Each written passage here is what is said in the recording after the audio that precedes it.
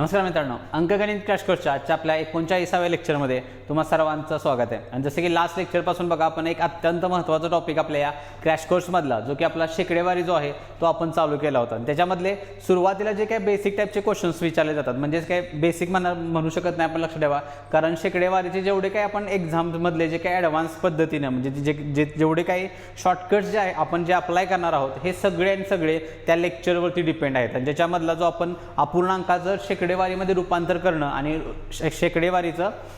अपूर्णांकाचं शेकडेवारीत रूपांतर करणं, हे दोन्ही जो टेबल आहे जो की तुम्हाला मी म्हणलं होतं की पाठ नक्की करा। आय होप तुम्ही सर्व विद्यार्थ्यांनी ज्या विद्यार्थ्यांनी आपलं ते लेक्चर पहिलं बघितलंय त्या सर्व विद्यार्थ्यांनी तो टेबल नक्की पाठ केला असावा। आणि ज्या विद्यार्थ्यांनी अजून देखील ते लेक्चर बघितलं नाही त्या विद्यार्थ्यांना ॲडवाइस करेन किंवा सजेस्ट करेन की ते लेक्चर जरूर बघा, कारण पुढील सगळे जे काही आपण कन्सेप्ट्स वापरणार आहोत, म्हणजे जसे की 10% एखाद्या व्हॅल्यूचं कसं काढायचं असते, 5%ची किंमत काय असते, 1% कसा शोधायचा, ह्या ज्या काही तोंडी व्हॅल्यू आपण ज्या काही काढणार आहोत हे सगळं आपलं ते डिपेंड होतं त्या लेक्चरवरती। त्यामुळे ते लेक्चर अत्यंत महत्त्वाचं आहे। आणि सोबतच तो टेबल जो आहे तो तुम्ही नक्की पाठ केला असेल आणि त्याच पद्धतीनं एखाद्या संख्येचं 10% कसं काढायचं, ह्या सगळ्या ज्या काही शॉर्टकट्स आहेत आणि त्याचं प्रॅक्टिस तुम्ही चांगल्या पद्धतीनं नक्की केला असेल, ठीक आहे। आणि आजचा जो सेक्शन आपण लेक्चर जे बघायचं आहे त्याच्यातला पुढील पार्ट बघायचं आहे, ज्याच्यामध्ये आपण काय तर ह्या शेकडेवारी टॉपिकवरचे शाब्दिक एक्झाम्पल्स जे आहेत ते कशा पद्धतीने विचारले जातात याचा आढावा आपण ह्या आजच्या लेक्चरमध्ये घ्यायचा आहे। जसे की बघा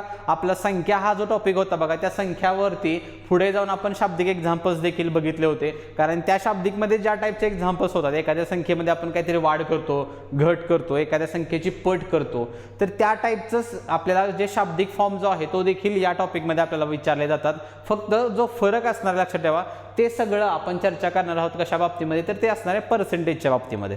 म्हणजे एखाद्या संख्ये आपण 10% वाढवतो त्यावेळी काय करायचं आहे, मग या सगळ्याचा जो काही आढावा आहे किंवा कशा प्रकारचे प्रश्न विचारले जातात हे सगळं आपण या आजच्या लेक्चरमध्ये बघायचं, ठीक आहे। चला तर मग लेक्चरला आपण चालू करू आणि डायरेक्टली एक्झाम्पलला चालू न करता सुरुवातीला आपण ती कन्सेप्ट बघूया की जसं तुम्हाला म्हणलं की एखाद्या संख्येमध्ये, जसं की आपण मागच्याच लेक्चरला जे बघितलं होतं बघा, कुठलीही संख्या जी असते लक्षात ठेवा ती नेहमी किती मानतो रे आपण, तर मूळ संख्या जी असते ती नेहमी किती असते टक्क्यामध्ये, तर 100% असणार आहे, ठीक आहे। कुठलीही व्हॅल्यू असेल, संख्येच्या बाबतीत सांगायचं झालं तर संख्या म्हणणार आहोत आपण त्याला। एखाद्या वर्गातील, जसं आपण मागच्या लेक्चरमध्ये जी चर्चा केली होती, वर्गातील संख्या असेल किंवा मुलांची संख्या असेल ती देखील टक्क्यामध्ये 100% असणार आहे, ठीक आहे। म्हणजेच किंवा मूळ संख्या जी म्हणतो आपण, आता जसं की शाब्दिकमध्ये आपल्याला संख्येच्या निगडीमध्ये जास्त शब्द वापरले जाणार आहेत, त्यामुळे मूळ संख्या कन्सिडर करू आपण की एखादी मूळ संख्या टक्क्यामध्ये किती मानायचे लक्षात ठेवा, नेहमी 100% असणार आहे, ठीक आहे। जर या संख्येमध्ये जर समजा मी 20% जर वाढ केली, काय करणार आता आपण, समजा त्या संख्येमध्ये 20%ची वाढ केली आपण, तर जी वाढ जर केली लक्षात ठेवा ती त्या 100 मध्ये मिळवायची आहे तुम्हाला। मग जर ती संख्या मी 20% वाढ करत असेल तर लक्षात ठेवा टक्क्यामध्ये ती जी संख्या आहे ती आता किती बनणार, माझी 120% होणार आहे। किती होणार, 120%। ह्याच्या उलट जर समजा त्या संख्येमध्ये मी जर 20% घट केली मी, तर ती जी संख्या आहे जी की मूळ संख्या सुरुवातीला 100 होती ती आता काय करायची लक्षात ठेवा, घट केली तर मायनस करायचं आपल्याला।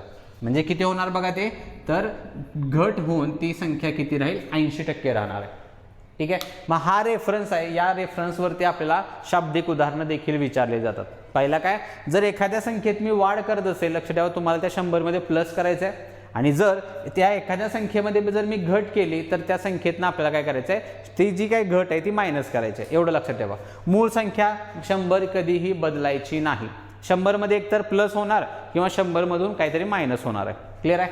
तर या कन्सेप्टचा वापर देखील लक्षात ठेवा आपल्याला आजच्या लेक्चरमध्ये करायचा आहे। आणि त्याचसोबतच समजा अजून एखादं एक्झाम्पल घेऊ, समजा आता 20% वाढ केली होती, 20च्या ऐवजी समजा आपण काहीतरी 25% जर वाढ केली, ठीक आहे, तर संख्या किती होणार आहे, वाढ केली प्लस करा, म्हणजे 100 मध्ये जर 25 मिळवला मी तर किती होणार आहे, 125 व्हायला पाहिजे ती संख्या।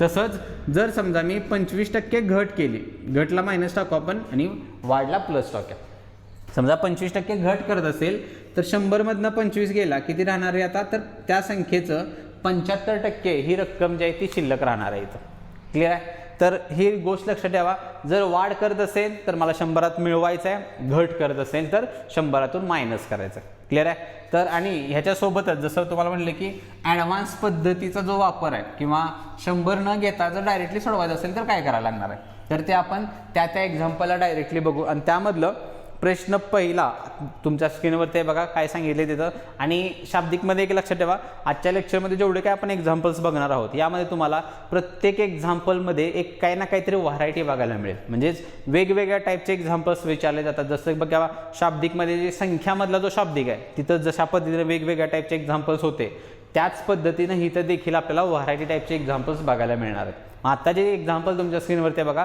काय दिले, तर एका संख्येचे 30% आणि त्याच संख्येचे 60% किंवा 30% आणि त्याच संख्येचे 60% पेक्षा 15ने कमी आहे तर ती संख्या कोणती. म्हणजे काय प्रश्न आपल्याला जो काय सांगितलं बघा, एका संख्येचं 30% हे त्याच संख्येच्या 60% पेक्षा 15ने कमी आहे तर ती संख्या आपल्याला विचारलेली आहे. मग इथं जसं बघा तुम्हाला म्हटलं की ह्या टाईपचे एक्झाम्पल्स, असं नाही की आता पुढचं पण एक्झाम्पल याच टाईपचं असलं पाहिजे. फक्त प्रत्येक एक्झाम्पलमध्ये आपल्याला काही ना काहीतरी एक जी ट्रिक आहे ती शोधायची आहे. मग जसं की इथं बघा आपल्याला सुरुवातीला काय सांगितले रे, एका संख्येचं 30% काहीतरी काढायला सांगितले बरोबर, आणि पुढं काय दिले, त्याच संख्येचं 60% पण कॅल्क्युलेट केले. जर ते केलं तर काय मिळते मला, 30% जे काय मी व्हॅल्यू काढेन ती या 60% पेक्षा काय सांगितलेले 15ने कमी आहे. मग आपण आतापर्यंत जेवढे काय गुणोत्तरामध्ये असू दे, वयवारीमध्ये असू दे किंवा आणि कुठल्या टॉपिकमध्ये असू दे, पेक्षा कमी किंवा पेक्षा जास्त हे शब्द काय इंडिकेट करतात रे, तर तो जो असतो लक्षात ठेवा तो त्या संख्यांमधला डिफरन्स असतो. म्हणजेच काय, ते 15ने कमी आहे असं वाक्य वापरलंय. म्हणजे ही जी 15 संख्या आहे लक्षात ठेवा, ही ह्या 30 आणि 60 मधला काय असणार आहे, डिफरन्सची व्हॅल्यू असणार आहे. कारण प्रश्न तोच आहे, 15ने कमी आहे म्हणजे टक्क्यातला डिफरन्स दिलाय. लक्षात ठेवा हा जो संख्या आहे ती फरक आहे, आणि टक्क्यामध्ये बघा कितीचा डिफरन्स पडतोय, तर 30% डिफरन्स आहे. म्हणजेच काय, 30%ची जी काय किंमत आहे ती 15 असणार आहे माझी बरोबर. हे त्या दिलेल्या स्टेटमेंटवरून आपण काढून घेतलं. टक्क्यामधला डिफरन्स 30% पडतोय आणि खरा डिफरन्स त्यांनी 15 सांगितलेला आहे. मग प्रश्न काय आपल्याला, तर ती संख्या शोधा. मग ती संख्या म्हणजेच काय, जसं सुरुवातीलाच तुम्हाला म्हटलं की कोणतीही संख्या टक्क्यामध्ये आपण किती मानणार आहोत रे, तर ती 100% असते. मग 30%ला जर 15 असेल तर 100%ला किती, या प्रश्नाचं उत्तर आपल्याला काढायचं. मग ह्याच्यामध्ये कुठेही आपण एक्स वगैरे काय मानत बसणार नाही, याच पद्धतीनं जे आन्सर्स आहेत ते आपण काढणार आहोत लक्षात ठेवा. ठीक आहे. मग इथं रिलेशन काय जाते बघा, 30चं 15 झाले म्हणजे काय रे, निम्म होतंय ना. 30ला 15 लिहिले, मग ऑब्विसली इथं 100ला किती असलं पाहिजे रे, 50 असलं पाहिजे. म्हणजेच काय, ती जी मूळ संख्या आहे ती किती असायला पाहिजे रे, 50. हे आपलं काय असणार या ठिकाणी फायनल आन्सर असेल. क्लिअर आहे. तर काय या गोष्टी लक्षात ठेवायच्या. तुम्हाला फरक दिला असेल तर फरक टक्क्यामधला घ्यायचा, तो इक्वेट करायचा, आणि मूळ संख्या नेहमी किती टक्के असते, तर 100% असते. मग 30चं इथं 15 झाले म्हणजे काय रे, निम्म झाले ना. 30ला 15 तर मग तर जर इथं 100 असेल तर इथं 50 असायला पाहिजे. त्यामुळे इथं तिरकस पण मांडायची काही गरज नाही, डायरेक्टली आन्सर काढू शकतायचा किती असायला पाहिजे रे, 50. क्लिअर आहे. तर लक्षात ठेवा, जे शाब्दिक एक्झाम्पल्स असल्या टाईपचे जे असतात तिथं तुम्ही प्रत्येक एक्झाम्पल तोंडी नक्की सॉल्व्ह करू शकता. जसं काय आताच एक्झाम्पल बघा, टक्क्यातला डिफरन्स मला 30 मिळतोय सरळ सरळ, जो की त्यांनी किती सांगितलेलं आहे, तर 15 सांगितलं होता. म्हणजे त्या 30%ची किंमत 15 मिळाली होती, मला 100ची काढायची, जी की किती असायला पाहिजे, 50. हे आपलं काय असणार, फायनल आन्सर असेल. ठीक आहे. चलो पुढे जाऊ. पुढचा देखील प्रश्न बघा अशाच टाईपचा आहे, फक्त जर मांडणी तुमची प्रत्येक एक्झाम्पलला वेगवेगळी दिली जाईल. काय एक्झाम्पल, तर 180च्या 15% मध्ये किती मिळवावे ज्यामुळे ती बेरीज 360चे 20%च्या बरोबर होईल. म्हणजे काय करायचं आहे इथे तुम्हाला, तर प्रत्येक एक्झाम्पल लक्षात ठेवा, तुम्हाला हे करायचं आहे की नीट वाचून घ्यायचं आहे की काय दिलं आणि मला काय एक्झाम्पलमध्ये उत्तर काढायचं आहे ते. जसं की बघा पहिलं जे वाक्य होतं आपलं, 180चं 15% मध्ये काहीतरी मिळवायचं आहे आपल्याला. मग मिळवल्यानंतर जी बेरीज येईल ती कशाच्या बरोबर असली पाहिजे, तर 360च्या 20%च्या बरोबर असली पाहिजे. मग सुरुवातीला जसं म्हणलं आपण जे 10% वगैरे जे काढून घेत होतो बघा, तर त्या पद्धतीचा वापर तुम्हाला या ठिकाणी करायचा आहे. म्हणजे 180चं 15 किती काढायचं, पहिल्यांदा 15% काढायचं आहे, आणि दुसरी व्हॅल्यू किती आहे रे, तर 360चे आपल्याला काढायचं आहे 20%. ठीक आहे. अशा पद्धतीचं एक्झाम्पल. मग व्हॅल्यू तर आधी दोन्ही काढून घेऊया. मग 180चं 15% किती जाते बघा, 10% तर 18 आहे, आणि वरचं 5% म्हणजे 9 आलं ते. मग 18 आणि 9 किती होणार आहे, ही आली व्हॅल्यू 27.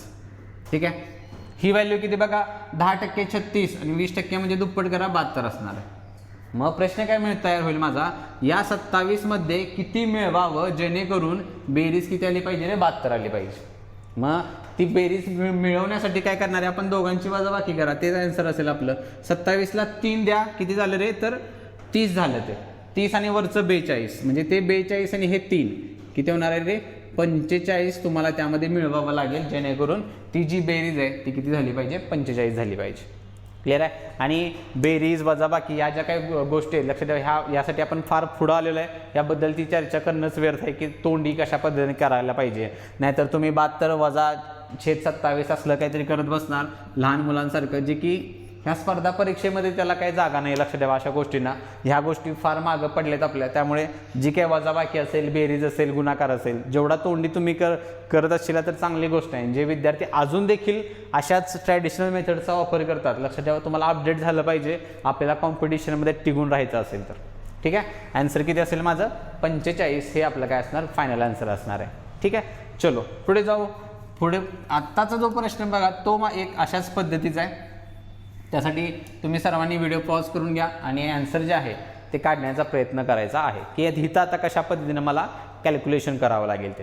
ठीक आहे, तर बघा इथं प्रश्न काय आपल्याला सांगितलं आहे, जेव्हा एखादी संख्या 216ने वाढवली जाते त्यावेळी ती स्वतःच्या 140% होते, तर ती संख्या कोणती. म्हणजेच काय, आता इथं तुम्हाला लक्षात ठेवा, जसं म्हणलं की प्रत्येक एक्झाम्पलला काही ना काहीतरी एक बेसिक ट्रिक असणार आहे, ती तुम्हाला शोधायची गरज आहे.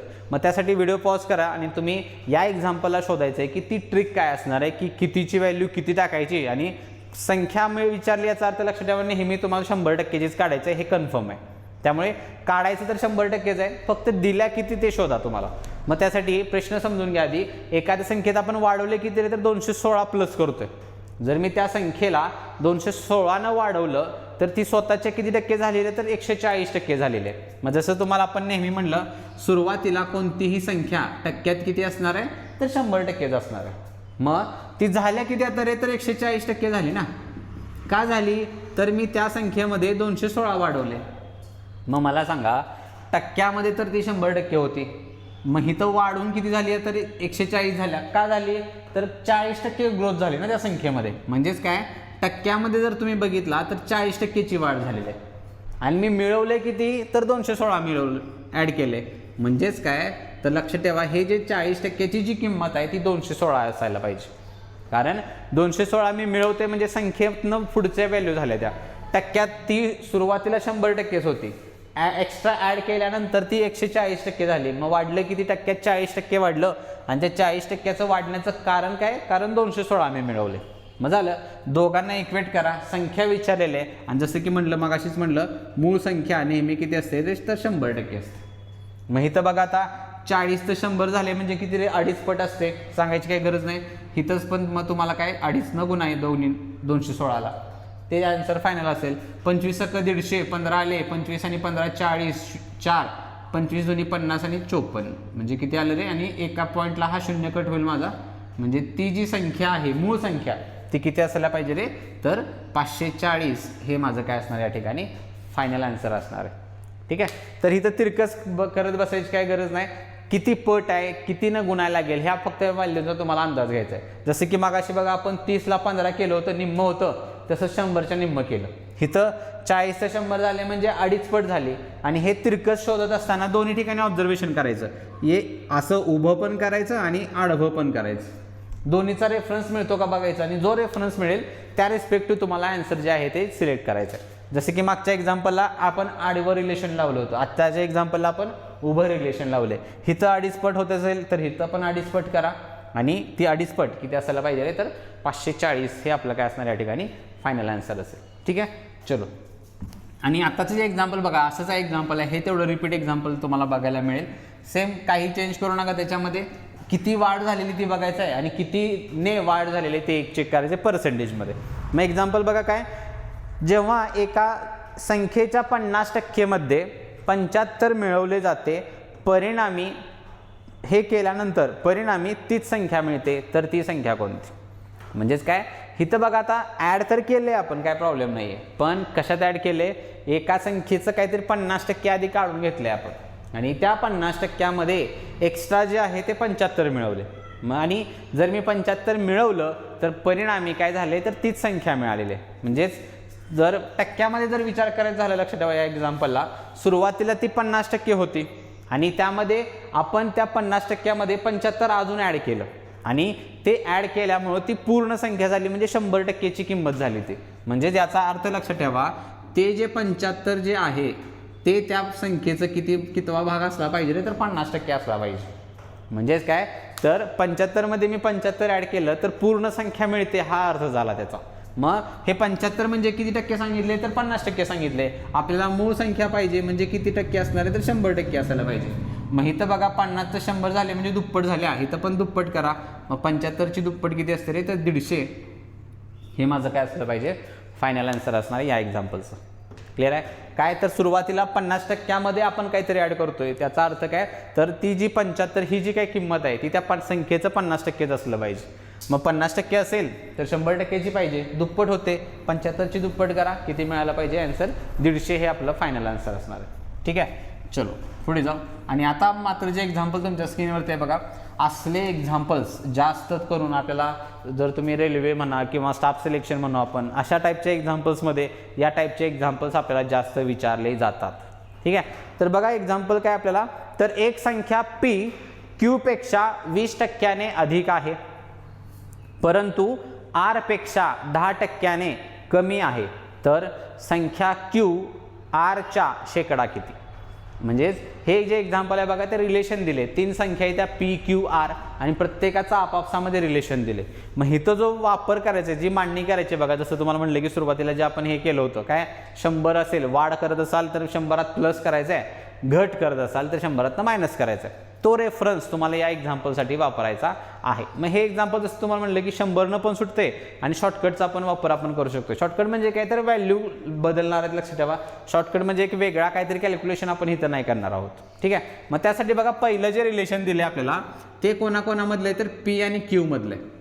वाक्य काय आहे, P Q पेक्षा 20% अधिक आहे. जसं की इथं बघा आपण गुणोत्तरामध्ये पण बघितले, ज्यावेळी आपण गुणोत्तर शोधत होतो बघा एका वयाच्या तिप्पट आहे वगैरे, तर तिथं पेक्षा शब्द जो शोधत होतो तो इथं तुम्हाला ॲज इट इज शोधायचा आहे. म्हणजेच काय, जी काय आपण 100 ही जी काय किंमत आहे ती द्यायची कोणाला, Pला द्यायची का Qला द्यायची. मग त्याचं जे कन्फर्मेशन असतं लक्षात ठेवा, त्यासाठी तुम्हाला पेक्षा हा शब्द शोधायचा आहे. मग पेक्षा शब्दाच्या अलीकडं जी व्यक्ती असते, जे नाव असते, त्या व्यक्तीला तुम्हाला काय करायचं आहे 100 ही व्हॅल्यू मानायची. मग ह्या एक्झाम्पलमध्ये काय होतं ते P Q पेक्षा, म्हणजे Qची जर किंमत लक्षात ठेवा जर 100 रुपये असेल किंवा 100 काही पण म्हणा, तर अधिक आहे याचा अर्थ 20 मला मिळवायला लागणार आहे. म्हणजे Pची जी काय व्हॅल्यू असेल ती असणार आहे किती रे तर 120 ही व्हॅल्यू असेल. क्लिअर आहे, हे झालं P आणि Qच्या किमती. दुसरं जे वाक्य आहे बघा ते आहे P आणि R मध्ये. मग त्याचं वाक्य काय होतं, ते कम्प्लीट वाक्य नाही, त्याला लागूनच पुढचं वाक्य वापरलंय त्यांनी, ते जे की काय रे परंतु R पेक्षा 10% कमी आहे. म्हणजेच Pची जी काय किंमत आहे ती R पेक्षा 10% कमी आहे. मग इथं पेक्षा शब्द कोणासाठी आला, R साठी वापरला येतो. यामुळे या दोन व्हॅल्यू किमतींमध्ये लक्षात ठेवा, R ची किंमत जर 100 असेल तर P किती असायला पाहिजे तर 10% कमी आहे. कमी याचा अर्थ मायनस करायला लागणार आहे. मग 100 10 गेलं 90 राहणार आहे. मग लक्षात ठेवा इथं अशा पद्धतीने तुमच्या व्हॅल्यू सुरुवातीच्या काढून घ्याव्या लागतील तुम्हाला. मग रिलेशन काय विचारले आपल्याला, तर संख्या Q R च्या शेकडा किती. म्हणजे रिलेशन जे आहे ते Q आणि R मध्ये बद्दल विचारलेलं आहे, जे की डायरेक्टली तुम्ही हे ॲज इट इज किमती घेऊ शकत नाही. थोडक्यात काय लक्षात ठेवा, हे गुणोत्तर दिले तुम्हाला. जसे की बघा आपण गुणोत्तर या टॉपिकमध्ये गुणोत्तर एकत्र करण्याचं जे काय लेक्चर बघितलं होतं, दोन वेगवेगळी गुणोत्तर दिले जात होते बघा, P/Q आणि Q/R. तर आपण PQR एकत्र केला होता, त्या पद्धतीचा रेफरन्स तुम्हाला इथं घ्यायचा. मग त्यासाठी काय भाग फक्त घालवतो मी इथं PQला बघा 20 संग 20 20 5 100, म्हणजे गुणोत्तर आलं माझं 6 5. P/R बघा 9 0 0 फक्त जाईल, हे किती येणार आहे 9 10 झालं. मग PQ आणि PR असं गुणोत्तर दिले असं समजू शकता तुम्ही. मग आपल्याला करायचं काय, टेबल करायचं गुणोत्तर एकत्र करण्यासाठी. मग टेबलाचा रेफरन्स तुम्हाला माहित असेल सर्व विद्यार्थ्यांना, काय तर एकाखाली एक जी व्हॅल्यू रिपीट असते ती मात्र एकाखाली एक आपल्याला घ्यावी लागते. मग कुठला अक्षर रिपीट आहे रे तर हे P अक्षर रिपीट आहे. मग PQची किंमत इथं आहे 6 5, हितला P 9 आहे. लक्षात ठेवा R जो आहे तो इथं आला पाहिजे 10. शेजारी काय करतो रे, आडव्या रेषेतला शेजारी आपण लिहित असतोय. मग ह्याचा सिक्वेन्स काय मात्र लक्षात ठेवा, R P Q अशा पद्धतीने तुमच्या व्हॅल्यू येते. मग फायनल काय करतो रे आपण उभ्या पद्धतीने गुणाकार करत असतोय. म्हणजे किती झालं रे 10 × 60, हे झालं 9 × 54 आणि हे झालं 9 × 5 = 45. क्लिअर आहे. अशा पद्धतीने लक्षात ठेवा ह्या तिघांच्या व्हॅल्यू येतील तुमच्या. हे कोण कोण आलं खरं आर, पी आणि क्यू. अशा पद्धतीने याचा सिक्वेन्स असेल. मग प्रश्न काय विचारलाय मला तर संख्या क्यू आरच्या शेकडा किती, म्हणजेच क्यूची किंमत किती आहे रे तर 45 आहे. तर हे 45 या 60च्या किती टक्के हा प्रश्न विचारलेला आहे मला. काय तर हे 45 आरच्या शेकडा किती हा प्रश्न आहे. म्हणजे जसे की बघा लास्ट लेक्चरमध्ये आपण या टाईपचे एक्झाम्पल बघितले होते. म्हणजे ह्याचा जो शाब्दिक फॉर्म आहे मी लिहितो संख्येच्या बाबतीमध्ये काय होणार आहे 45 हे 60च्या शेकडा किती, हा इथं लक्षात ठेवा. हा प्रश्न माझा तयार होणार आहे शाब्दिक फॉर्ममध्ये किमतींच्या बाबतीमध्ये. तुमच्या स्क्रीनवरती जो प्रश्न तुम्हाला दिसतो तिथे लक्षात ठेवा तो शब्दात आहे, सॉरी अक्षरांच्या बाबतीत आहे. क्यू आरच्या शेकडा किती, मग किमती मिळालेल्या आहेत, मग त्या किमती मी इथे टाकतो. मग हे बघा हा प्रश्न आठवल्यानंतर तुमच्या डोक्यात क्लिक व्हायला पाहिजे की लास्ट लेक्चरमध्ये देखील शेवटच्या एक्झाम्पल्समध्ये आपण या टाईपचे एक्झाम्पल्स बघितले होते ज्याच्यामध्ये पर्सेंटेज शोधणं आपण कॅल्क्युलेट केलं होतं. बघा जसं की ते 18 ग्रॅम 7.2च्या शेकडा किती आहे, किंवा 3 तास एका दिवसाच्या शेकडा किती आहे. त्या टाईपच्या एक्झामचा रेफरन्स तुम्हाला ह्या एक्झाम्पलला घ्यायचा आहे. मग त्यामध्ये आपण काय बघितलं होतं रे ज्या संख्येला हे शब्द वापरला जातो त्याला गुणिले टाकायचं आहे, गुणिले 100 टाकायचं असते. म्हणजे काय होणार 45 गुणिले 100/60 एवढं आपल्याला करायचं. काय तर हे शब्द ज्याला वापरला असतो त्याला आपण काय करत असतो गुणिले 100 दिलं होतं. मग ज्या विद्यार्थ्यांनी ते लेक्चर बघितलं नसेल तर त्या विद्यार्थ्यांनी जरूर ते लेक्चर बघा जिथे तुम्हाला या सगळ्या ज्या चर्चा आपण इथं करतोय लक्षात ठेवा आत्ता ह्या सगळ्या गोष्टी आपण मागच्या लेक्चरमध्ये बघितलेल्या आहेत. ठीक आहे. मग हे सोडव्या की जाते बघा आता तर 20 न भाग घालूया. पहिला 20 त्रिक 60 आणि हे होणार आहे 20 × 5 = 100. 3 ने ह्याला घालूया 15 त्रिक 45 आणि 15 × 5 = 75. म्हणजेच काय तर हे 45 60च्या किती टक्के आहे रे 75% आहे. हे आपलं काय असणार या ठिकाणी फायनल आन्सर असणार आहे. क्लिअर आहे. किती असेल 75% हे फायनल आन्सर असणार आहे. त्यामुळे जसं बघा प्रत्येक एक्झाम्पल आणि त्यामुळे ह्या क्रॅश कोर्समध्ये ज्या विद्यार्थ्यांनी परत म्हणजे ती विनंती असेल त्या सर्व विद्यार्थ्यांना जे विद्यार्थी आपला कुठलाही क्रॅश कोर्ससाठी जे विद्यार्थी मधून जॉईन झालेले आहेत, मधून म्हणजे काही विद्यार्थ्यांनी समजा पहिलं लेक्चर आजच बघत असेल किंवा गुणोत्तरपासून तुम्ही लेक्चर बघायला चालू केले असेल तर अशा सर्व विद्यार्थ्यांना एक विनंती आहे की तुम्ही सगळे लेक्चर्स आपल्याला लेक्चर क्रॅश कोर्सचं जे पहिलं लेक्चर आहे त्या पहिल्या लेक्चरपासून सेशन्स बघायला चालू करा जेणेकरून तुम्हाला मध्ये कुठेतरी एखादी नवीन कन्सेप्ट आली तर त्या टाईपमध्ये कधीही तुम्हाला काही प्रॉब्लेम येऊ नये. नसेल तर अशा पद्धतीने तुम्हाला शंका पडू शकतात की सर असं हे स्टेटमेंटला आपण डायरेक्टली असं का मांडलेलं आहे. मग ह्या सगळ्याची उत्तर तुम्हाला त्याच्या मागच्या लेक्चरमध्ये आपण कुठे ना कुठेतरी चर्चा केलेली असते. त्यामुळे पहिल्यापासून हा जो क्रॅश कोर्स आहे तुम्ही तो बघायला चालू करा जेणेकरून तुम्हाला कुठल्याही टॉपिकबद्दल कुठलीही शंका तुमच्या मनामध्ये राहता कामा नये. क्लिअर आहे. उत्तर किती असेल रे 75 हे माझं काय असणार या ठिकाणी फायनल आन्सर असेल. ठीक आहे. चलो पुढे जाऊ. पुढचा पण बघा अशाच पद्धतीचा प्रश्न आहे. तिथं देखील आपल्याला टक्केवारीच काढायचं आहे पण डाटा वेगळ्या पद्धतीनं दिलेला आहे. त्यासाठी व्हिडिओ पॉज करा तुम्ही सर्वांनी आणि तिथं कशा पद्धतीनं मांडणी करू शकता याचा विचार तुम्हाला करावा लागेल.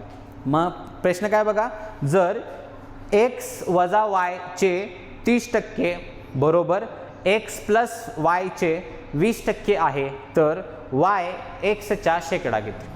म्हणजेच काय इथं टक्क्यामध्ये व्हॅल्यू दिलेल्या आहेत. म्हणजे पहिला जे सांगितले बघा ते x वजा y आणि x वजा y चे किती टक्के सांगितलेले तर 30% सांगितलेलं. हे कशाच्या बरोबर आहे तर x प्लस y च्या 20%च्या बरोबर आहे. मग आता ह्याच्यातनं लक्षात ठेवा डायरेक्टली तुम्हाला x आणि y च्या किमती मिळणारच पाहिजेत आणि टक्क्यामध्ये ती एक गोष्ट नेहमी लक्षात ठेवा काय की जर मला कुठल्याही व्हॅल्यूला जर टक्केवारीमध्ये शेकडेवारीमध्ये रूपांतर करायचं असेल तर त्या दोन किमतींची मूळ किमतींची गरज कधीही पडत नाही आपल्याला. म्हणजेच की या एक्झाम्पलमध्ये बघा x आणि y च्या बाबतीमध्ये जर प्रश्न विचारलाय जो की टक्क्यातच आहे ना. काय प्रश्न आपल्याला तर y x च्या शेकडा किती. शेकडा किती याचा अर्थ टक्क्यामध्ये कन्वर्ट करायचं आहे ते. मग जर पर्सेंटेजमध्ये कन्वर्ट करायचं असेल मला तर त्यांच्या ॲक्च्युअल किमतीची गरज मला इथं अजिबात लागणार नाही. असली तरी चालेल आणि नसली तरी चालणार आहे. त्यामुळे या एक्झाम्पलला लक्षात ठेवा आपल्याला त्यांचं गुणोत्तर शोधायचं आहे आणि गुणोत्तर मिळालं की त्यांच्या किमती मिळतील. मग त्यानुसार फायनल आन्सरपर्यंत आपल्याला जावं लागेल. मग करायचं काय बघा अशा एक्झाम्पलला टक्के तर आहे, तर ते तर काय मांडत बसू नका, त्याची काही गरज पण नाही. दोन्ही साईडचं बघा, ह्या शून्याला इकडचा शून्य आणि टक्क्याला टक्के निघून जाणार आहे तुमचं. मग राहते काय लक्षात ठेवा, 3 कंसाला गुणा 3x वजा 3y बरोबर 2 आत गुणा 2x अधिक 2y. मग अशा बाबतीमध्ये x एका बाजूला आणि y एका बाजूला गेला पाहिजे. मग 2x इकडे आला की काय रे मायनस होणार आहे. 3x मधनं 2x गेला, x राहिला, हे वजा 3y इकडे येऊन प्लस होणार आहे. मग 3 आणि 2 किती होणार आहे, तर 5y होणार आहे. मग झालं. मग yला जर मी इकडे आणला तर x/y बरोबर किती मिळेल रे, तर 5/1 मिळणार आहे. किती मिळणार आहे, 5/1. म्हणजेच काय, x ची किंमत लक्षात ठेवा तुम्हाला 5 मिळाली आणि y ची किंमत 1 मिळाली. झालं. तर मग किमती मिळाल्या मला, जे आपल्याला पाहिजे होतं ते. मग प्रश्न इथं काय तयार होणार आहे, y x शेकडा किती, म्हणजे त्याला शाब्दिकमध्ये लिहितो जसं मग अशी स्टेटमेंट तयार केलं होतं की काय y म्हणजे किती रे, 1 हे 5च्या शेकडा किती, असं लक्षात ठेवा. इथं वाक्य तयार होणार आहे माझं. काय, 1 हे 5च्या शेकडा किती, जेणेकरून तुम्हाला देखील समजावं की गुणिले 100 कोणाला टाकायचं. म्हणजेच काय, इथं बघा आता हे शब्द 1ला वापरलाय, तर आपण तेच बघितलं होतं, ज्या संख्येला हे शब्द वापरला जातो त्याला गुणिले 100 टाकायचं असते. म्हणजे काय होणार माझं इक्वेशन, 1 गुणिले 100 दुसरी व्हॅल्यू छेदामध्ये जाते. एवढं करायचं आहे, सिंपल. म्हणजे किती जाते बघा आता, तर हे 5 2 10 जाईल आणि वरचा 0. म्हणजेच काय, तर 1 हे 5च्या किती टक्के रे, तर 20% किंमत आहे. आणि ज्या विद्यार्थ्यांना काल आपण जे शिकलोय बघा, एका संख्येचं 10% काढणं, 5% काढणं, हे ज्या विद्यार्थ्यांना शिकलेलं आहे, चांगल्या पद्धतीने प्रॅक्टिस केला असेल, ते तर मग तोंडी करू शकतात. ह्याला ही स्टेप पण मांडायची गरज नाही. प्रश्न काय होता, तर 1 या 5च्या शेकडा किती, कोणाच्या 5च्या पाहिजे ना. मग 5चं 10% किती जाते रे, तर 0.5 होणार आहे. ते काल आपण जे बघितलं होतं, 0 जर नसेल तर एक घर सोडून दशांश चिन्ह द्यायचं आहे आपल्याला. मग 5चं 10% जर मला पाहिजे असेल तर 1 पॉईंट सोडून दशांश चिन्ह दिलं तर 5चं 10% किती मिळेल रे, 0.5 मिळणार. किती मिळणार आहे, 0.5. मग रिलेशन चेक करा, 0.चं करायचं आहे किती रे, 1 करायचं ना. मग 0.5ची जर मी दुप्पट केली, दुप्पटचा अर्थ काय असतो रे, 20% असते. जर दुप्पट केली तर ह्या 0.5ची दुप्पट किती मिळणार आहे, मला 1च मिळणार आहे. जेणेकरून आन्सर किती असेल तुमचं, 20%च हे आन्सर असणार आहे. त्यामुळे अशा पद्धतीनं देखील 10%, 5%, 1% असं तोंडी काढून तुम्ही डायरेक्टली आन्सर जे आहे ते तुमचं क्रॉस चेक करू शकता.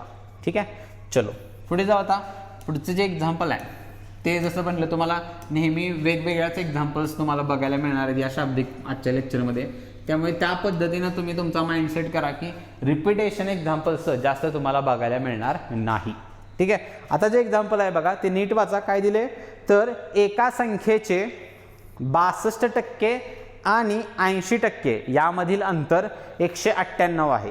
तर त्याच संख्येचे 92% आणि 56% यामधील अंतर किती. म्हणजे सुरुवातीला बघा तुम्हाला एका संख्येच्या 2% वारीच्या व्हॅल्यू दिलेल्या आहेत आणि त्यामधला डिफरन्स पण दिलेला आहे आणि विचारताना आपल्याला डिफरन्सच विचारलेला आहे. त्यासाठी तुम्ही स्वतः लक्षात ठेवा, व्हिडिओ पॉज करून आन्सर जजमेंट घ्यायचं आहे की काय करावं लागेल ते. कारण जसं म्हटलं तुम्हाला प्रत्येक एक्झाम्पलमध्ये वेगवेगळ्या कंडिशन्स येणार आहेत, त्यामुळे रिपिटेशन तुम्हाला फार कमी बघायला मिळेल. त्यामुळे स्वतः जज करा, स्वतः एक विचार करा, आयडिया लावत जावा की आता या एक्झाम्पलला आपण कसं टॅकल करू शकतो. ते तोंडीच करायचं आहे, एकसा तर काही संबंधच घ्यायचा नाही आहे. जेवढं तोंडी करता येईल तेवढं करायचा प्रयत्न करायचा आहे तुम्हाला. ठीक आहे. मग सुरुवातीला बघा 62 आणि 80 मधला डिफरन्स आपल्याला सांगितला होता. एका संख्येचं 62% आणि 80% ह्यांच्यातला डिफरन्स दिला होता की ते 198चा आहे. जसं बघा आपण पहिलंच लेक्चर जे बघितलं होतं 30 आणि 60 मधला डिफरन्स बघितलं होतं. ठीक आहे, एक्झाम्पल जे बघितलं होतं सॉरी, तर तिथं पण तेच दिले ना मला. ह्या दोघांमधला डिफरन्सच आहे 198. मग टक्क्यातला डिफरन्स इक्वेट करा. मग इथं बघा 80 आणि 62 मधला जर डिफरन्स काढला तर तो 18चा मिळतोय मला. म्हणजेच लक्षात ठेवा, ही जी 198 ही जी काही किंमत आहे ही असणार आहे त्या 18%ची. कितीची, 18%ची आहे. मग डायरेक्टली आता प्रश्नावया, 100चे वगैरे काय काढत बसू नका. प्रश्न काय विचारलाय, तर त्याच संख्येचे 92% आणि 56%. म्हणजे आता आपल्याला जो टक्केवारी शोधायची आहे ती आहे, एक 92% आणि दुसरी आहे 56%. मग पहिली किंमत तर मिळाली मला 18%ला 198 आहे. मग या दोघांमधला डिफरन्स काढा आणि तेवढ्याची व्हॅल्यू आपल्याला आन्सर शोधायचा आहे. मग कितीचा डिफरन्स पडतोय बघा, 56ला 6 दिले तर 62 झाले आणि वरचं 30. म्हणजे मला पाहिजे किती रे, तर 36%ची किंमत पाहिजे. कितीची पाहिजे, 36%चे. मग इथं बघा 18% आणि ह्या 36%मध्ये काय रिलेशन आहे तर दुप्पट करायचं आहे. मग 18चं 36 जर दुप्पट होत असेल तर 198चं इथं दुप्पट करा, ते तुमचं फायनल आन्सर असणार आहे. मग बघा बरं 198ची जर दुप्पट केली तर इंटू 2 करा, ही डायरेक्टली दुप्पट होईल. किंवा 190ची दुप्पट करू आपण, 190ची दुप्पट केली तर 380 होते ते, आणि वरचं 8ची दुप्पट 16, म्हणजे 380 आणि 16 किती होणार आहे तर 396 हे माझं काय असणार या ठिकाणी फायनल आन्सर असेल.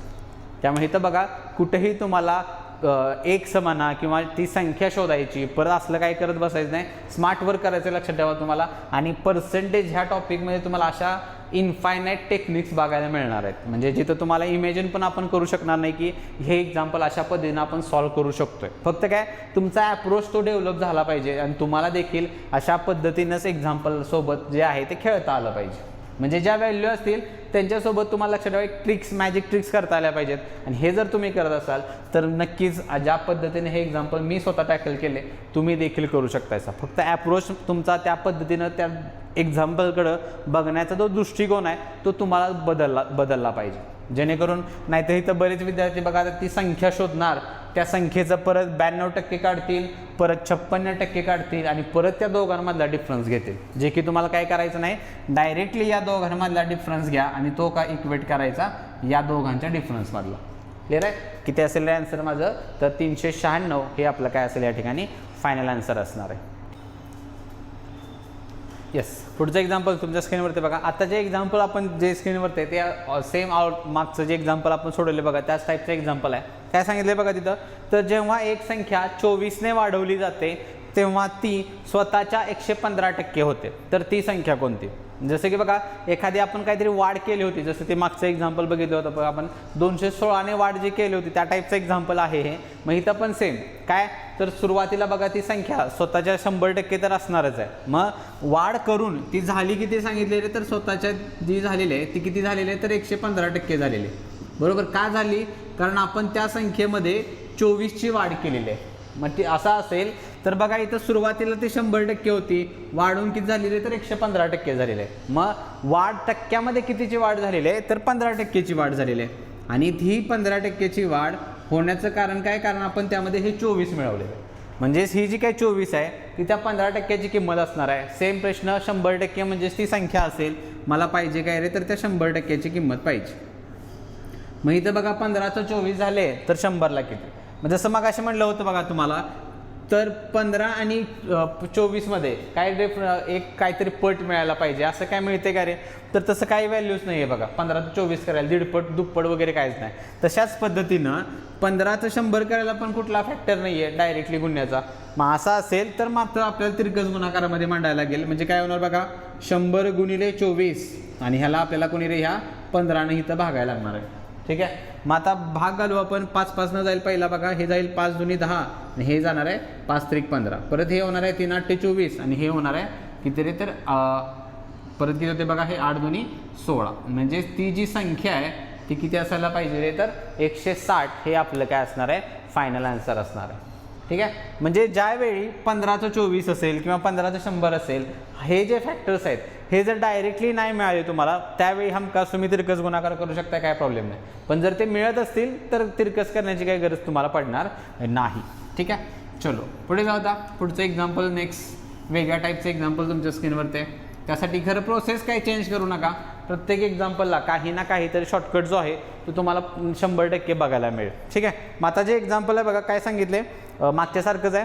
तर एका संख्येचे 38% आणि 22% यांच्यामधील अंतर 3200 आहे, तर त्या संख्येचे 15.1/2% किती, म्हणजे 15.1/2 म्हणजे किती असते तर ते 15.5 घेतो आपण. म्हणजेच काय आपल्याला 15.5%ची किंमत शोधायची आहे. मग दिले काय तर त्या एकाच संख्येच्या 2% डिफरन्स दिलाय बघा. मग तुम्हाला सेम प्रोसेस करायची आहे. टक्क्यातला डिफरन्स किती पडलेला आहे तो तुम्हाला फक्त तिथे इक्वेट करायचा आहे. मग किती टक्के आहे रे सुरुवातीला तर 38% आणि 22% आहे बघा. त्या संख्येचं किती शोधलंय मी 38% आणि परत शोधलेलं आहे 22%. डिफरन्स काढला तुम्ही तर 16%चा डिफरन्स पडतोय आणि ह्या 16%ची किंमत किती सांगितली रे मला तर 3200 सांगितलेलं आहे. झालं तर मग ज्या व्हॅल्यू जी शोधायला लागते मला ती ॲज इट इज मिळाली. 16ची व्हॅल्यू जर 3200 असेल, एकाची सरळ दिसते बघा की जाईल 16 दुनी 32 म्हणजे एकाची आली माझी, म्हणजे 1% म्हणू शकतायसा 200 आली. मग मला शोधायचं आहे किती रे, तर त्या संख्येचं 15.5% शोधायचं. 15.1/2, 1/2चा अर्थ असतो निम्मा, मग 15.5% पाहिजे. मग काय करा, सिम्पल डायरेक्टली 200ला आपण काय करूया, या 15.5ने गुणा, हे आपलं फायनल आन्सर जाईल. सेम पॉईंटला हा 1 0 तुमचा कट होणार आहे पॉईंट काढल्यानंतर. म्हणजेच काय, तर 20 गुणिले हे करा, मग 155ची दुप्पट करून त्याच्यावरती 0 लावा फक्त. म्हणजे 155ची दुप्पट जर केली तुम्ही तर ती किती असणार आहे रे, तर 15, 150ची 300 आणि वरचं 10, म्हणजे 310 आणि वरचा 1 0. म्हणजे काय, तुमचं जे आन्सर आहे त्या संख्येचं 15.5% म्हणजे किती असायला पाहिजे रे, तर 3100 हे आपलं काय असणार या ठिकाणी फायनल आन्सर असणार आहे. ठीक आहे, चलो पुढे जाऊ. पुढचा देखील प्रश्न बघा अशाच शाब्दिक वरतीच डिपेंड असणार आहे. फक्त मांडणी जसं म्हणलं तुम्हाला काही ना काहीतरी वेगवेगळ्या पद्धतीचे क्वेश्चन्स तुम्हाला या शाब्दिकमध्ये बघायला मिळतात. मग आता जे एक्झाम्पल बघा काय सांगितले आपल्याला त्या एक्झाम्पलला, तर एका संख्येचे 40% त्याच संख्येच्या 60% पेक्षा 30ने कमी आहे, तर त्या संख्येचे 20% किती. म्हणजेच काय, तर हे एक्झाम्पल बघा सेम जे आपण या लेक्चरमध्ये जे पहिलं एक्झाम्पल आपण घेतलं होतं त्या कॅटेगरीचं हे एक्झाम्पल आहे. म्हणजे 40% आणि 60% मधला डिफरन्स मला लक्षात ठेवा 30 हे सांगितलेलं आहे. मग 40 आणि 60 मध्ये जर तुम्ही म्हणला तर 20चाच डिफरन्स पडतोय बघा तो. मग त्या 20%चीच किंमत 30 सांगितलेली आहे तुम्हाला. मग प्रश्न तोच आहे ना की पुढं त्या संख्येचे 20% किती. मग लक्षात ठेवा 20% काढायची गरजच नाही, डायरेक्टली मिळते आन्सर. तुम्हाला उत्तर किती असायला पाहिजे रे, 30 हे तुमचं फायनल आन्सर असायला पाहिजे. मग बघा असे जे काय क्वेश्चन्स असतात, जर तुमचा अप्रोच जर अशा पद्धतीने असेल तर तुम्हाला पेन घ्यायची पण गरज पडणार नाही. आणि जर सोडवायचंच असेल आपल्याला हे प्रॉपर प्रोसिजरनं, तर सुरुवातीला बघा त्या संख्येचे 40% काढतोय आपण आणि परत 60% काढतोय. कितीचा फरक पडलाय सांगितले, तर 30 जास्त सांगितले. मग 40 आणि 60 मधला जर तुम्ही डिफरन्स काढला तर तो 20%च आहे. मग पुढं जो प्रश्न विचारलाय मला, तर त्या संख्येचं 20%च काढायचं आहे ना. मग इथं ऑलरेडी मला 20%चीच व्हॅल्यू मिळाली, किती 30 आहे. तर लक्षात ठेवा इथं ती संख्या काढायची गरजच नाही आहे तुम्हाला. जर तुम्ही ते केलं तर ते आपण म्हणतो ना वायवरून सातारा करणं, त्या टाईपची कॅटेगरी होईल तुम्ही. म्हणजेच काय, आधी तुम्ही 20%ला 30 टाकणार, परत 100%ची किंमत काढणार आणि परत आणि 20%चीच काढून उत्तर किती काढणार आहे, 30 काढणार. त्यामुळे फिरत बसायची काही गरज नाही. प्रश्नावरती पण तुमचं लक्ष असलं पाहिजे की मला किती टक्क्याची काढायची आहे. मग ते 20%च आहे. फायनल आन्सर किती असेल आपलं 30 हे असणार माझं फायनल आन्सर ते. ठीक आहे, चलो पुढे जाऊ. आता अशात थोडं वेगळ्या टाईपचं एक्झाम्पल आहे. म्हणजे डिफरन्स वगैरे असे काय तिथं सांगितलं नाही आहे तुम्हाला. बघा प्रश्न काय आपल्याला, तर एका संख्येच्या 45% मधून 30 वजा केल्यास उत्तर 150 येते, तर ती संख्या कोणती. म्हणजे हिथं तर बघा मांडणी थोडीशी वेगळ्या पद्धतीने तुम्हाला दिलेली आहे. म्हणजे सुरुवातीला एक काहीतरी संख्या आहे, पण त्या संख्येचा आधी आपण 45% काढून घेतलेलं आहे आणि परत त्या 45%मधनं परत 30 वजा केले मी. आणि जर ते 30 वजा केलं तर उत्तर 150 येते असं आपल्याला सांगितलेलं आहे. मग बऱ्यापैकी बघा काही शिक्षक असे देखील आहेत जिथं तुम्हाला एक्स न सजेस्ट केलं जातं या टाईपच्या एक्झाम्पलला, की संख्या नेहमी एक्स मानायची, परत त्याचं 30% जी काय 45% आहे, परत वजा 30 करा, परत उत्तर 150 आणा. म्हणजे हे समीकरण मांडत बसायला लागतं. असलं काय करायचं नाही आपल्याला, लक्षात ठेवा स्मार्ट वर्क करायचं आहे. जर समजा काय सांगितले तिथं 45%मधनं वजा केले ना मी, मग इथे एक फक्त कंडिशन काय मानायची मी, आणि उत्तर किती आलेलं आहे तर 150 आलेलं आहे. बरोबर, कधी 30 वजा करू, म्हणजे या 45%मधनं हे 30 मी वजा केलेलं आहे. मग इथं काय कन्सिडर करूया आपण, काय मानायचं तुम्हाला. जर समजा मी ते 30 वजाच नाही केलं, म्हणजे जी काय संख्या होती ती 45%च राहील माझी, वरचं 30 मी वजाच नाही केलं, तर हे वजा न केलं असतं तर लक्षात ठेवा हे 30 जे आहे ते 150 मध्ये ॲड झालं असतं. मग म्हणजेच काय, तर 150 जर ॲड झालं असतं तर किती मिळालं असतं रे मला, तर 150 आणि हे 30 180 ही संख्या मिळाली असती. बरोबर, कधी जर हे जे काही 30 वजा केले असं आपल्याला जे सांगितले प्रश्नात, ते 30 वजा नाहीच केलं मी, तर डायरेक्टली ते 30 ॲड होणार आहे 150 मध्ये. मग ती किती मिळालं, 180 मिळालं. मग झालं, तर मग तुम्हाला टक्क्याची व्हॅल्यू मिळाली. 45ची किंमत किती असणार आहे, 180 असणार आहे. मग यामध्ये आपल्याला जसं आणि प्रश्न तोच आहे की संख्या शोधायची. मग संख्या म्हणजे नेहमी माझी किती असते तर 100% असते, आणि त्या 100%ची शोधायची. मग इथं काहीतरी पट आहे बघा, 45ची जर तुम्ही दुप्पट केली तर ती 90 असते, 90ची परत दुप्पट केली तर ती 180 असते. म्हणजे इथं किती पट झाले रे, तर 4 पट झालेले. इथं 4 पट होत असेल तर इथं पण 4 पट करा. मग 100ची चौपट जर केली मी तर ती किती असते रे, 400. हे आपलं काय असणार या ठिकाणी फायनल आन्सर असेल. क्लिअर आहे. तर अशा पद्धतीने लक्षात ठेवा तुम्हाला हे एक्झाम्पल टॅकल करायचे आहे काय की ती संख्या जर मी वजाच करू नका, जर नाही वजा केली तर संख्येचं 45% मिळेल मला. क्लिअर आहे. पुढे जाऊ आणि हे जे एक्झाम्पल आहे बघा आत्ताचं सेम याच टाईपचं कॅटेगरीचं आहे जे आत्ता आपण बघितलं ते. त्यासाठी सेम व्हिडिओ पॉज करा तुम्ही सर्वांनी आणि डायरेक्टली उत्तर काढण्याचा तुम्ही प्रयत्न करायचा आहे की वजाच नाही केलं तर किती मिळेल आणि ती किती टक्क्याची किंमत असणार आहे. काढायची तर 100%च आहे म्हणजे ती संख्या आपल्याला शोधायची जी आहे ती. तर बघा इथं काय होते तर एका संख्येच्या 70% मधून 120 वजा केल्यास उत्तर 90 येते. तर ती संख्या कोणती.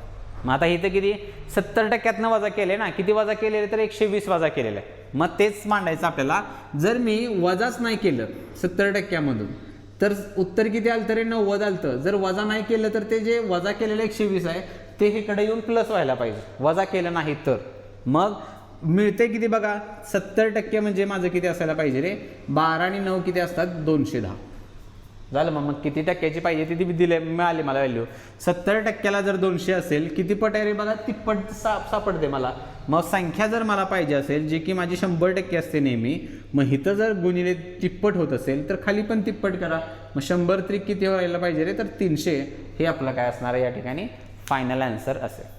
क्लिअर आहे. तर बघा अशा पद्धतीने तुम्हाला काय करायचं आहे प्रत्येक एक्झाम्पल जे आहे ते टॅकल करायचं आहे शाब्दिकमधलं. आणि आजच्या लेक्चर्समधले लास्टच्या टाईपचे एक्झाम्पल्स आपण बघायचे आहेत जे डिपेंड असतात अपूर्णांकाच्या बाबतीमध्ये. मग आत्ता जे एक्झाम्पल तुमच्या स्क्रीनवरती आहे बघा हे जास्त करून एक्झाम्पल्स म्हणजे पोलीस भरतीला पण विचारले जातात, MPSCच्या स्टेट एक्झाम्समध्ये पण असतील किंवा आपले GDची एक्झाम जे देखील आहेत साब सिलेक्शनच्या अशा प्रत्येक एक्झाम्समध्ये तुम्हाला या टाईपचे एक्झाम्पल्स बघायला मिळेल. आधी प्रश्न समजून घेऊ आपण काय दिले बघा. तर एका अपूर्णांकाच्या अंशात 60% वाढ केल्यास आणि छेदात 40% वाढ केल्यास तो अपूर्णांक 16/63 होतो. तर तो मूळ अपूर्णांक कोणता.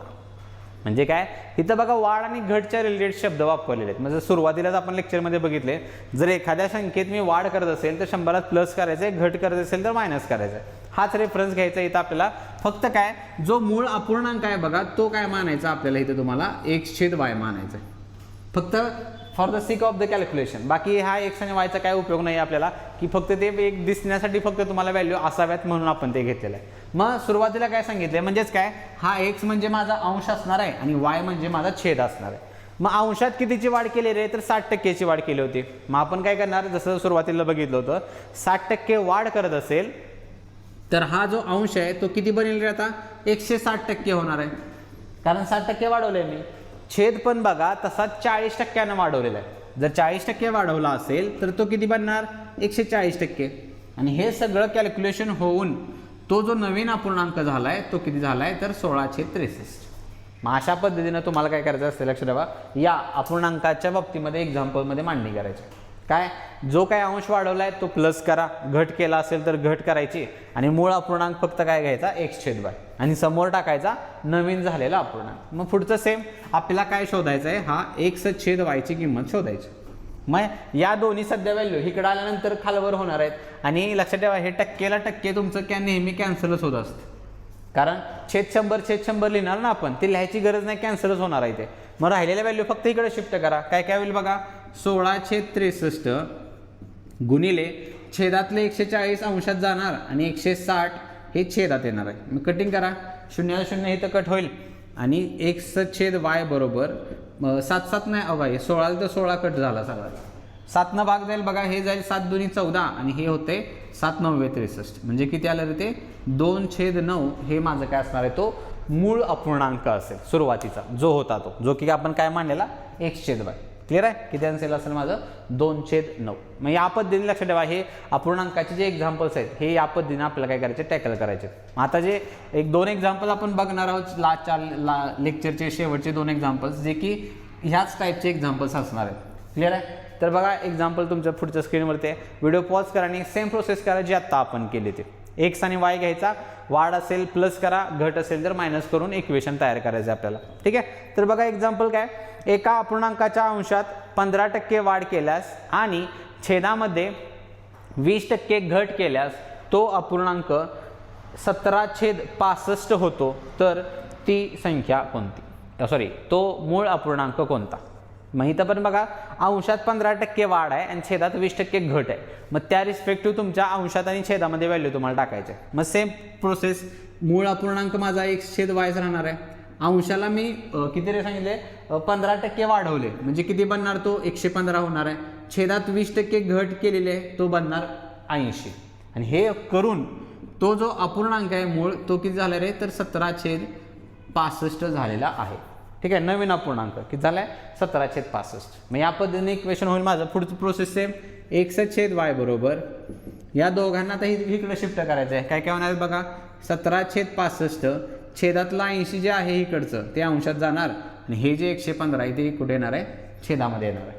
मग आता भाग घालू आपण, जेवढा जातोय तेवढाच घालवायचा बघा आणि जात नसेल तर काय घालवत बसायची गरज नाही. मग आता इथं बघा काय काय भाग जाईल. पहिला 5 नंतर या दोघांना जातोय, हे तर होणार आहे बघा किती 13/65 आणि हे होणार आहे 16/85. मग यानंतर बघा आता भागच कुठं जात नाही दुसरा, एक तर 65ला आणि 80लाच तेवढा भाग गेला. बाकी आता मग काय शेवटचा पर्याय काय करायला लागेल आपल्याला 17 आणि 16ला गुणायचं आणि 115ला 13 गुणायचं. गुणल्यानंतर जे आन्सर येईल ते फायनल आन्सर राहणार माझं. ठीक आहे, गुणाकार बघा आता 16 7 12 दर्शे 11, 16 आणि 11 किती जातात तरी तर 27 म्हणजे 272 हे छेदात अंशात येईल. छेदात बघा 13/65 4 6 13 6 19 1 13 1 13 आणि 14 म्हणजे तुमचा जो मूळ अपूर्णांक आहे तो किती असायला पाहिजे रे तर 272/1495 हे आपलं काय असणार या ठिकाणी फायनल आन्सर असणार. क्लिअर आहे.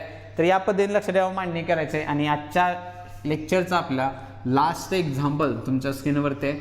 याच कॅटेगरीमधला याच टाईपचा एक्झाम्पल आहे आणि लास्ट एक्झाम्पल आहे त्यामुळे सेम लेक्चरचा शेवटचा गोड चांगला झाला पाहिजे. त्यामुळे तुम्ही आन्सर जे आहे ते स्वतः नक्की फायनल आन्सरपर्यंत जाण्याचा प्रयत्न करा जेणेकरून लेक्चर संपत असताना एक पॉझिटिव्ह कॉन्फिडन्स नक्की तुम्हाला मिळेल की आपल्याला या टाईपचे एक्झाम्पल्स आता सुटायला लागलेले आहेत.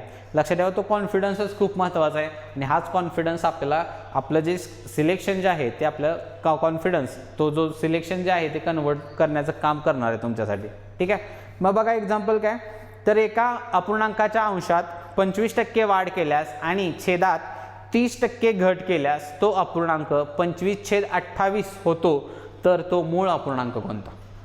म्हणजे काय तर अंश बघा 25% वाढवला आहे आणि छेद जो आहे तो 30% कमी केलेला आहे. मग 25% जर मी वाढवला असेल तर तो अंश किती बनणार आहे रे 125% बनेल x. 30% जर घट केली मी तर तो 70% राहील छेद जो आहे तो. आणि हे सगळं करून अपूर्णांक किती झालं सांगितलं तर 25/28 या पद्धतीने इक्वेशन होणार आहे माझं. मग सेम आता x/y शिफ्ट करा दोन्ही राईट साईडला म्हणजे काय होणार आहे 25/28.